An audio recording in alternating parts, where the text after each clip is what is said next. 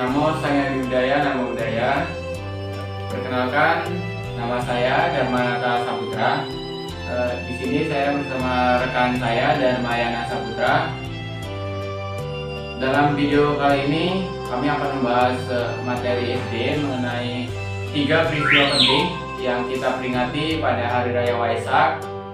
Yang mana video ini kami buat untuk memenuhi tugas dari mata kuliah Teknologi Informasi dan Komunikasi yang diampu oleh Bapak Susanto MPD dan Bapak Juni Suryana di MPD, atau yang lebih kita kenal dengan nama Bante Badra Surya Paloh. Baik, dalam video kali ini kami akan membahas mengenai 3 peristiwa penting yang kita peringati pada Hari Raya Waisak. Adik-adik Dharma, 3 peristiwa penting yang kita peringati pada Hari Raya Waisak.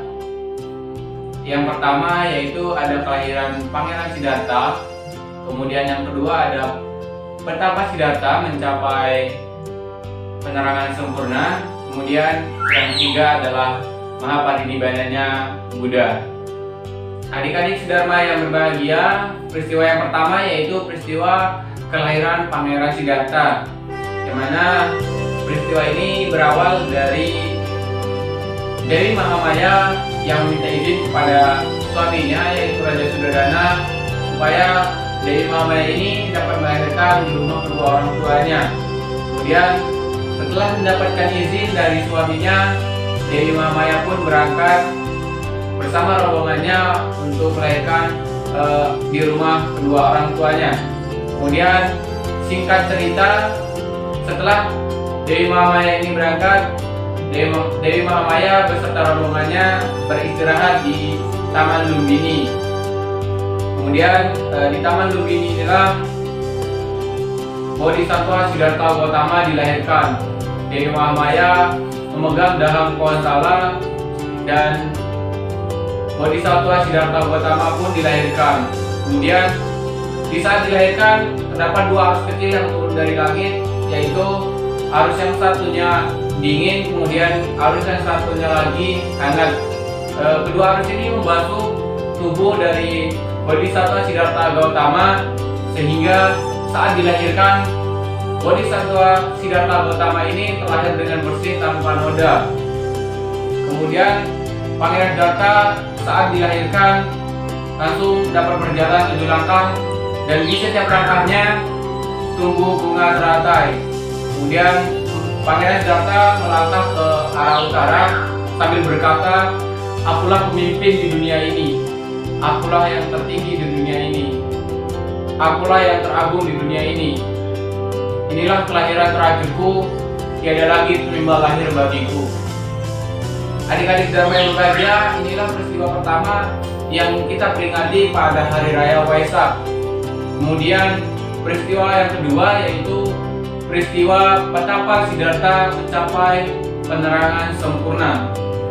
Peristiwa ini berawal dari Pangeran Siddhartha yang pergi meninggalkan istana setelah melihat 4 peristiwa, yaitu orang sakit, orang mati, orang meninggal, dan yang terakhir Pangeran Siddhartha melihat petapa. Kemudian Pangeran Siddhartha meninggalkan istana pada usia 29 tahun untuk mencari obat agar tidak ada lagi orang sakit, orang mati, dan orang meninggal. Singkat cerita, Pangeran Siddhartha pun menjadi petapa. Kemudian belajar dari berbagai guru, kemudian bertapa keras selama 6 tahun.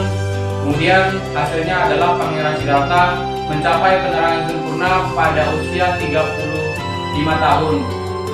Pangeran Siddhartha atau petapa Siddhartha ini mencapai penerangan sempurna pada usia 35 tahun, tepatnya di bulan Waisakha pada tahun 588 sebelum Masehi. Kemudian adik-adik Dharma yang berbahagia, inilah peristiwa kedua yang kita peringati pada Hari Raya Waisak.